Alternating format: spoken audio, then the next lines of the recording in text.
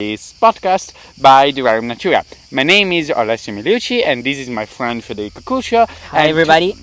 And today we are going to discuss about the nature of religion and spirituality, trying to build up some understanding of the thing as a whole. Well, kind of an easy topic, right? Yeah, I mean, that's the first video on this channel, so I thought we might as well have started with something easy. Something easy, yeah, okay. You know, Just to get a little easy. Yeah, I mean, do a little game together. That's not something philosophers have discussed about for literally Ages. all time. Ages. Yeah. But I think that before we begin, you should present yourself a little bit. Tell who. Okay, I should present myself. I'm pretty used to be the host with this guy over here, but Yeah, I know. But this time, This that's the other way around. yeah, well, yeah, that's true.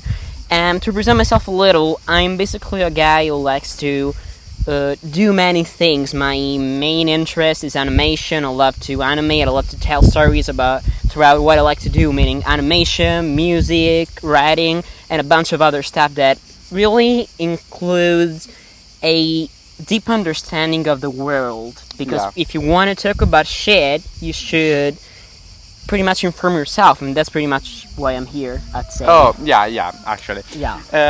I'm pretty much into physics, philosophy, science as a whole, and therefore I had been thinking for a long time about making a podcast where I can discuss about what I think about all of these things. Yeah. And In so here we nature, are. because right now we are in nature. Yeah, which is Pun a bit of- intended. yeah, of course it is. Yeah. So I think we might as well begin. Yeah, we Okay. may begin. Yeah. So the nature of religion. There are many ways to approach the topic, and That's for sure. yeah, indeed. And I think that you might begin telling me what pops to mind when you think about What that. pops my mind when I think about religion? Yeah. I don't know. If you'd ask me, I'd say that religion is a pretty harmful thing. Yeah. It's a pretty helpful thing, but I don't know how you want to set the conversation. What? Okay. Yeah. What kind of? Yeah, because religion is a big thing. It's a big idea. I think that So we might begin Yeah. asking ourselves where religion comes from. religion comes from. What it is. What is its role? And What is its role? That's kind of an interesting question because religion as a concept has kind of changed over time. It's meant a lot of different things throughout history. So at first, I always like, when we talk about the nature of religion, I always like to picture, early humans Yeah. being in caves, trying to be hunters and all that. And I always like to think that those humans, at a point, just because it really was their nature, they were kind of developing that thing, wanted to make sense of the universe, wanted to make sense of what was around of them, and so they tried to do the best they could to explain what they were experiencing, really. Meaning that we can describe religion for me, that's my personal opinion, that's my personal belief, that we can describe early religion as an attempt, a way to describe the very nature of reality. I agree with you. There is a German philosopher, Immanuel Kant. I'm sure you know Yeah, him. it's kind of- I talk about him. I mean, very it's kind of often. a very, very... I don't know, I don't think that many people know about him. I don't know about that, but he says that there are three different ways to argue about the existence of God, of a God, and he says that the most ancient way to approach Yeah. it is to look at the world, look at the universe, and see that it is way too complex, there is way too much harmony there for it to be random. So you just assume that there has To be some rule, there has to be some... yeah, there is to be some intelligence that rules over that. For example, the birds. Birds have wings and they use them to fly. That can't be a coincidence because they need it. So when you don't know about evolution, when you don't understand statistics, the only way you have to handle it is religion. It's religion. Think about yeah, that. If I asked a kid about what is hard in mathematics, he would probably think about those weird Greek letters on the blackboards of universities. Yeah. And he wouldn't really think like that... Nolan, picture people writing on a blackboard. Yeah, exactly. He would think about complex equations and formulas. But actually, we as a species have developed statistics as a branch of mathematics much, much later than analysis or complex algebra. And I think that this means that we as human beings have a very hard time in handling statistics. And I think that the response that ancient humans had was I'll just say that it's not embedded in our nature. Yeah, statistics is not embedded in our nature, and the consequence is religion, at least in ancient cultures. In ancient culture, and then it sticks around. So we couldn't get our head around statistics and more, let's just say, harder math. Yeah. So we kind of created a system that we could comprehend to understand what the world around of us was made. Yeah, and how the world around us was made. Yeah, and we have to be very careful with this assumption. Because we might think that this is why religion is still there, but I don't think that's quite the case. That's not the case. This is how religion popped up, but then it stuck around for different reasons, which we should explore. Yeah, that was kind of the main point that I was trying to make. That when we talk about religion, we're not really talking about something that has stayed the same throughout time. Absolutely not. And when talking about religion, we have to be really specific in terms of what we're referring to. Yeah. Okay, so right now we're talking about how it popped up. Yeah. How it formed, really.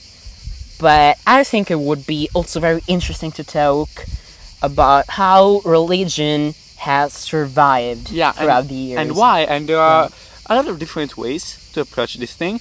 And I'd split the debate here in two sections. One in which we talk about this from an individual perspective, and one in which we talk about this from a sociological and anthropological perspective.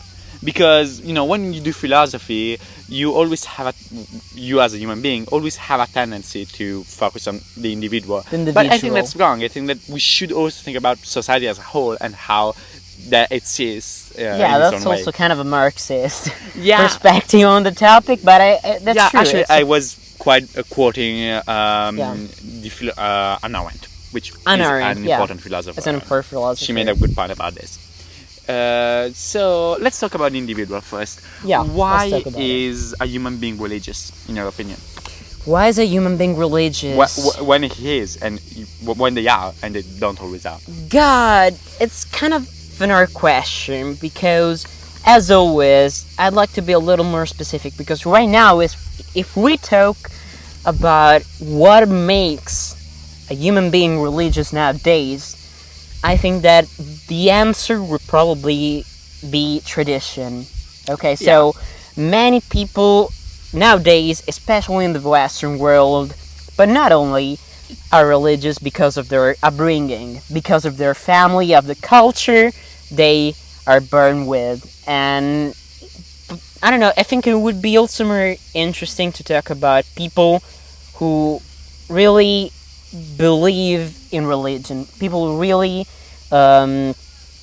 try to make sense of it, because a lot of people, especially in old Europe, are really, they really see religion as something that is there and has always been there. So they never question it, they never try to make sense of it, and I think that's pretty bad. That's a shame, really, because I like meeting people, like meeting monks, priests. They're trying to make sense of religion, and they're really willing to explain to me what they mean by God and all that. So I think that in those terms, people stick to religions for two main reasons. First one being, we still are not very comfortable with change. There's some kind of inertia. Yeah, there's kind of inertia.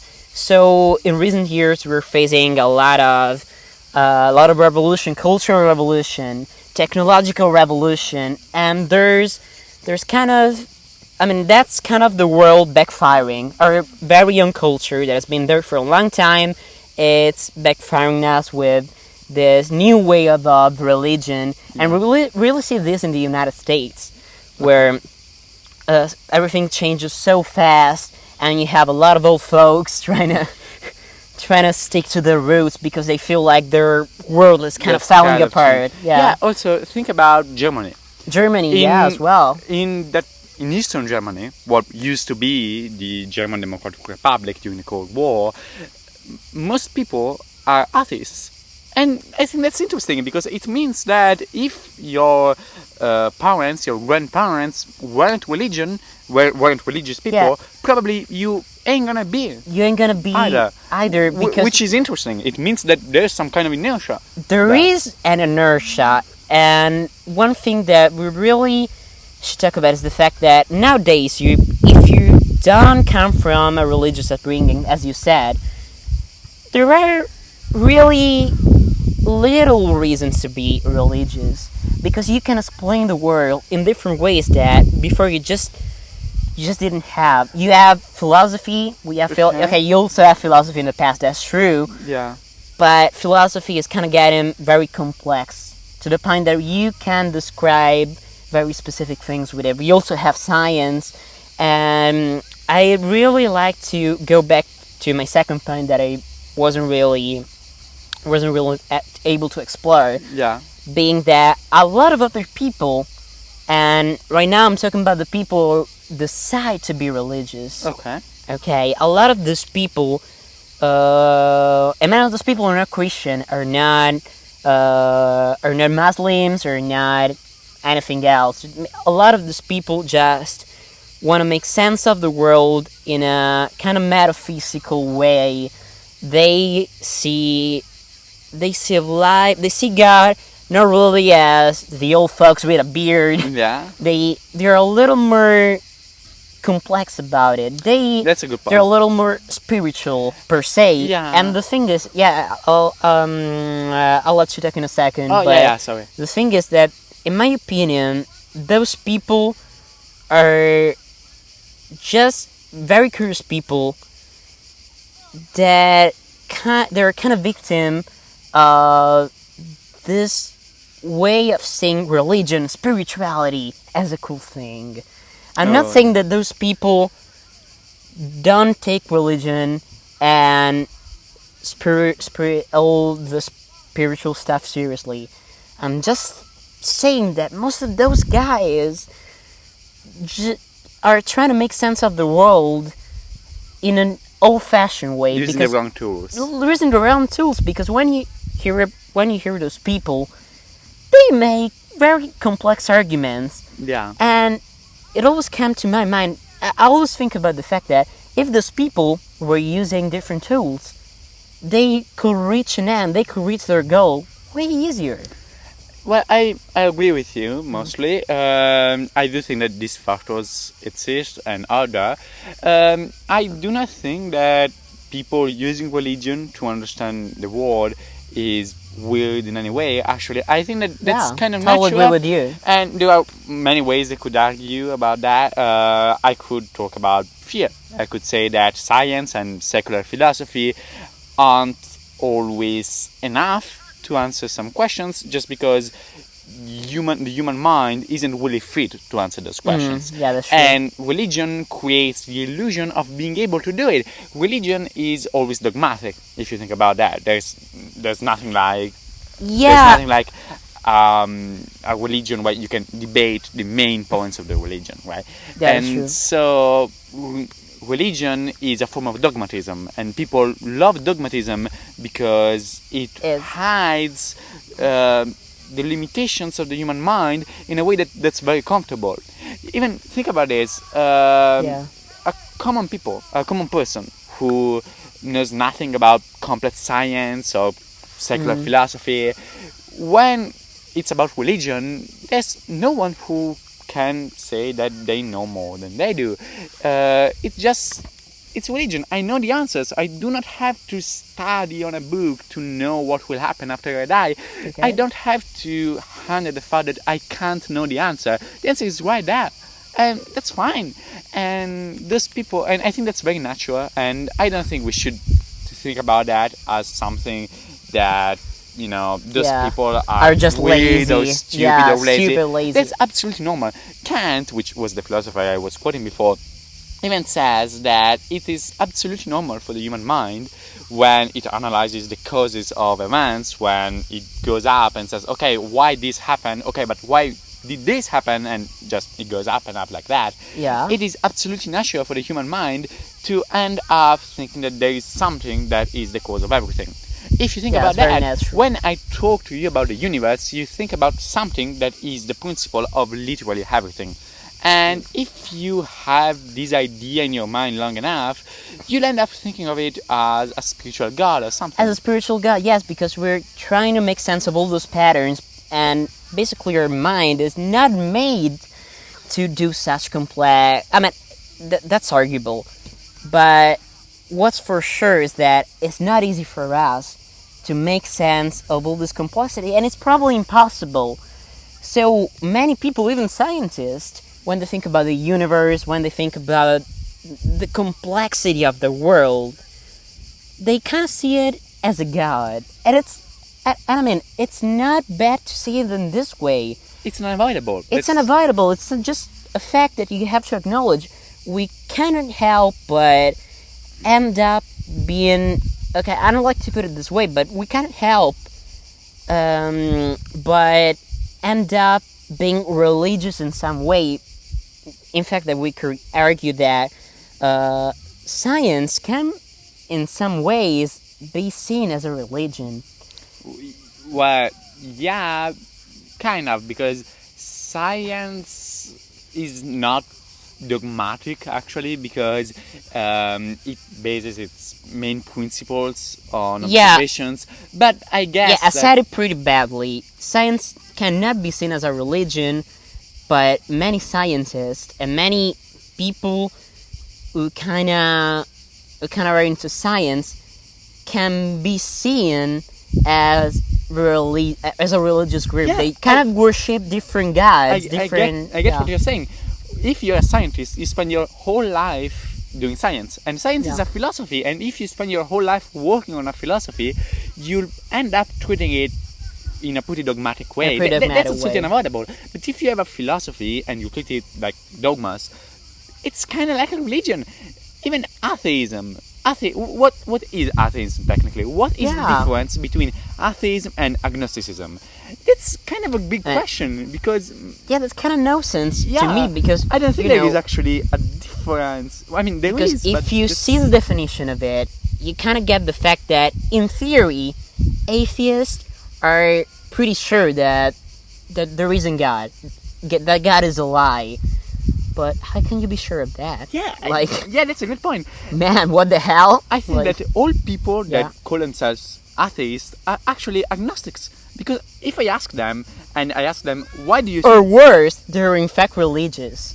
Yeah, that's a good point. Because if I ask them, why don't you think there's a God? And they answer me, I just know it. It's a religion. Yeah, that's true. Yeah, right? That's religious nihilism. That's a religion right there. I saw it. Yeah, I bet you I saw that religion over there. Yeah, we could call it religious nihilism. And if they answer me, well, I don't really know it. That's actually a pretty good definition. Religion nihilism. I like that. Thank you. It's and pretty good. If they answer me that there's no proof there's God, and so they just assume there isn't, they don't know there isn't. They assume there isn't, but that's agnosticism. Yeah. That's basically agnosticism. And this is something even more important that I think is very interesting. So we could say that atheism is just the uninformed way of seeing the problem, because you got to the point that you kind of understood the fact that just believing in a God with no proof is kind of nonsense. There's a reason to do that, but if you see that from a scientific kind of point of view, analytic point of view, that's kind of nonsense. Okay, so you got there, but you're kind of not able to go the extra mile, you know? And you stopped before that, but you were saying something. Yeah, just because keep on don't listen to my stupid stuff. Well, I ask you to take part to this. Yeah, that's true. That's kind of the point. And if you think about that, I think that even if you are agnosticism, even if you believe in agnosticism, or you're an atheist somehow, still you do assume there is a God sometimes. Yeah. For example, ethics. Many people say, "Oh, but I can be ethical without being religious because I have a conscience." Yeah. But they don't understand that being religious isn't being Christian, isn't being Muslim. Being religious means thinking there is a God, but having a consciousness. Having a conscience means thinking that there is a supreme idea. Yeah, I prefer the good term and evil. supreme idea or good and evil to God, to the word God, really. Yeah, Yeah. but that's not really a different thing if you think about that. No, that's not That's different. kind of the same thing. If you have a consciousness, you do think that there is a summum bonum, if you can use a Latin Yeah. phrase. And That's a true. summum bonum is a God, basically. You don't At think its there is- core is a God. Yeah, that's true. I mean, maybe I didn't phrase it right. You don't think there is, you assume there is. But you assume there is a God. I mean, I think the So- phrasation there was pretty accurate, with just Okay. me being kind of uncomfortable with the word God because of my for instance, I'm a guy who has grown up in an atheist family. Yeah. I mean, we call ourselves atheists. We're not actually atheists, just because it's always the same thing. Yeah, just that. it's just a term that everybody uses because it's more common. But Yeah. we already know how that went. But yeah, and in my upbringing, I mean, that was kind of a me thing. I've always questioned the existence of God, more so being in a atheist family, but still in a pretty Christian country, because Italy is a not very at all. What? Yeah, Italy is a very Christian. It's a very Christian country, and we're, as you can confirm, we're taught in a pretty bad way, but we're still taught Catholic religion at school. Yeah, which is, oh my god. And that's so so, whether you want it or not, you're being, put against those topics pretty early in life. yeah. And as for me, I've always questioned that. I wanted to know why we weren't religious, whereas everybody else pretty much in my town was. Yeah. And that was pretty cool because since a pretty early age, I'm talking really early in life, I'm talking 3 years old, 4 years old, I've been questioning this thing that has been part of my life from pretty much the moment I came out of my mother's vagina, really. That's Yeah. pretty much it. Okay. And it was pretty interesting seeing other people that define ourselves as atheists Yeah. kind of developing their, kind of getting away from it. And that's kind of your how you did it. You became an atheist coming from a very, very religious family. Yeah, that's true. And that's kind of cool because in a way it was easier for me, because I kind of see in a way religion is a bag. So many people say, okay, it was easier for you because you have always been an atheist. Your family has always been atheist. So in a way we could say that atheism was your religion because you grew up with that. Yeah. You're atheist because your parents were. And I don't think that's true. I don't think that's true because if you're in a true agnostic family, those people are not telling you, okay, just God is a lie and you have to believe that. You have to believe to it. No, those people are telling you, okay, evidence shows that believing in God doesn't make a lot of sense. No. If you believe in evidence. Yeah, if you believe in evidence, but you could still at any time, and when I say it, I mean it, at any time, you could become religious. You can fall in love with any kind of religion, with any kind of point of view, because really what we're doing here, we're going back to our default settings, which is, it might look strange, but as humans, yes, we tend to believe in a God, but even if you look at very early civilization, they weren't really believing in a God. They worshipped natural elements. They were just a way of showing gratitude to the world, just a way of understanding the world. I think that believing in a God that rules everything, believing in such simple answers, was kind of a step that was necessary to reach a more scientific stage, a more analytic stage, in which, yes, we still question the world, we still question what is around of us, but we just do it in a more complex way. And I mean, I love religions. I study them all the time. They're interesting. They're interesting, and it might look weird, but I also love the Bible. The Bible. That's so fun. That's so the Bible is so amazing. You can find a lot of great knowledge in there. But That's amazing. That's a good phrase. That is amazing. I quote it all the time. I always quote all the time the Bible, and it's so incredible. I kind of prefer the Old Testament more than the new one. Yeah, just that's because much more fun. It's funnier, it's more interesting, but it's more badass. It's more badass. We could say that. But I mean, seeing those books as actual truth just makes it more boring. Yeah, so if in the Bible you find a lot of great stuff. That I want to be totally frank about this. Yeah. A lot of people that I talk to that define themselves as religious, especially in Italy, don't know shit about it, and it's kind of bad. You're so right about that. You're so right about that. And I want to get to the bottom of this. Why me, a guy who doesn't define himself as religion, pretty much the opposite actually, knows more about. I'm talking. Yeah, that's kind of a bias of mine, and maybe also about bias of yours.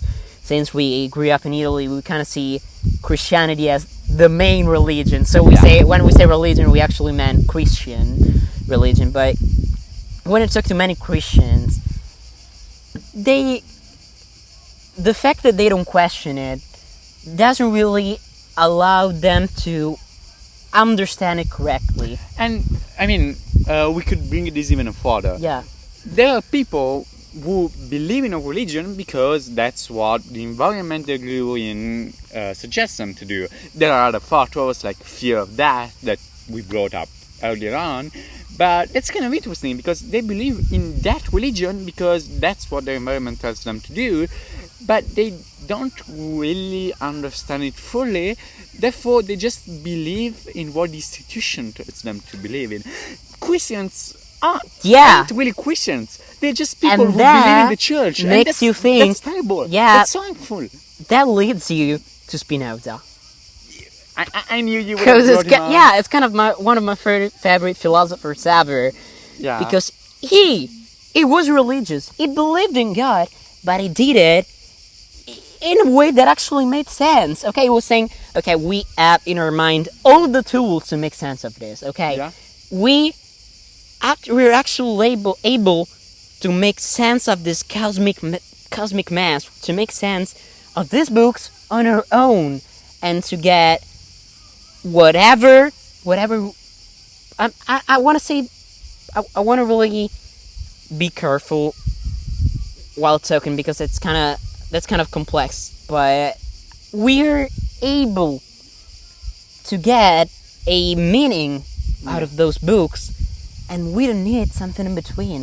It would be so much better to read those books and share our personal understanding of it, discuss about those, discuss about all the incredible stories, the incredible meanings, incredible informations of things. Naturally, they really tried to kill him, destroy his life because it was really a tool of power. It was a mean of power. Yeah, and there are reasons why I think Catholics will never accept this, and we are going to get to those later on. for example, even think about Immanuel Kant. He's a weird person. He was a weird person because he was very religious. He was very religious. He really believed in God. But in his books, he said, guys, you don't know that God exists. You have no way of knowing that. You don't know it. Yeah. You assume it. Sometimes you assume it when you do ethics, but you do not know that he is there. It makes no sense to think that. So, guys, don't. And that's amazing. Most of the arguments I use to argue in favor of agnosticism come from him. And he was a religious person. That's amazing. It was, I believe in God. I have faith. That's my thing. Yeah. I can do nothing about that. But intellectually, I know that doesn't make sense. I accept that it doesn't make sense, and I don't need accept it. I don't need to make sense of it because it's a religion. I have to believe in it. That's it. I don't have to think that that makes sense. I don't have to accept it with my intellect. Or my reason, as he would say. I just have to accept it with my heart. That's what religion means. That's what religion means. Yeah, and I think that's very important because when people don't accept this, when people don't accept this truth, and most of them don't because that's very hard to do, they end up just believing intellectually in stuff that they don't really have a reason to believe in. Yeah. And that's what Heidegger, who was a great philosopher in the 20th century, would call technique. Yeah. Yeah. You do not believe in something, and based on that, you do some things. You do some things because you do, and based on what you do, you build up your theory. Yeah. You build up your understanding on the universe based on what you want to do, not the other way around. And that's wrong. That's so wrong. Bad. You shouldn't do it. That is bad, and that's exactly what why religion does. That's what religion does. That's what politics does. Yeah, and that's actually the reason why I get so mad about theology. Theology is the fucking worst for me. It's the worst because it's like, but I mean it because when you find a person who defines themselves as an expert of theology, man, usually those people don't understand. Usually, okay, there are a lot of exceptions, but usually those people don't understand a shit about religion. Because I want to make an example that I also made to you in the past. Yeah. I'm kind of gonna change it, but yeah, that's kind of the same example that I previously did. It's just like let's say you really like Marvel comics. Okay. You really like Marvel comics. Okay, now you want to make sense of Marvel comics. You want to get, I don't know, you just want to become an expert in comics theory, okay?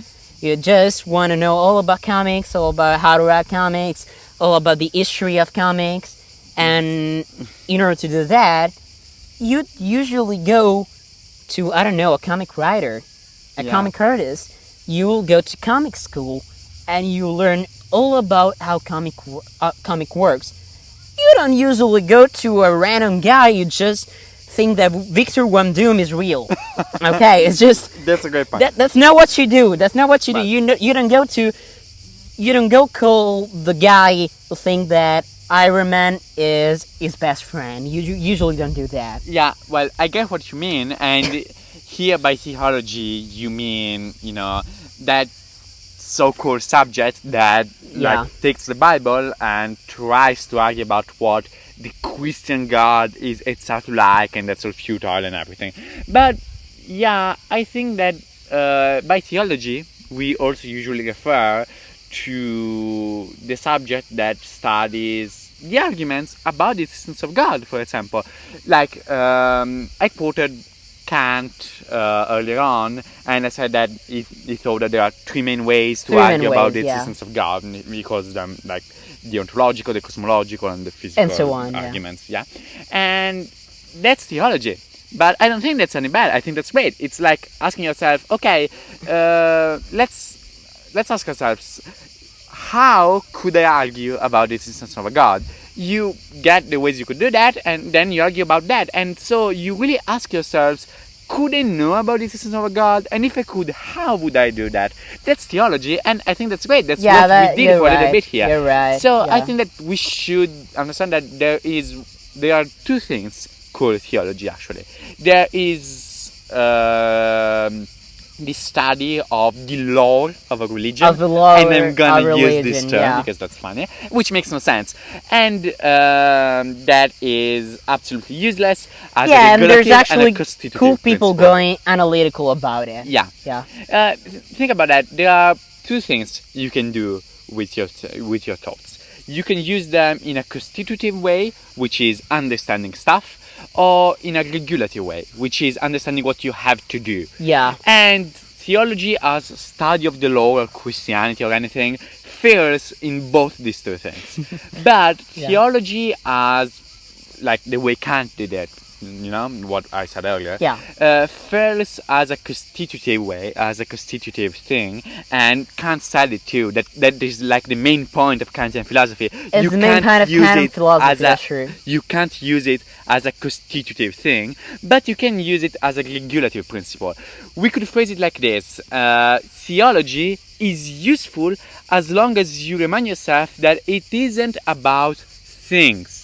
It isn't about beings, it isn't about physical objects, it is about transcendental idealities. I think that's the way you should think about that. And transcendental ideality is a whole Kantian thing, but I'm not going to go into that because I think you got my point. You love that man, don't you? I really do.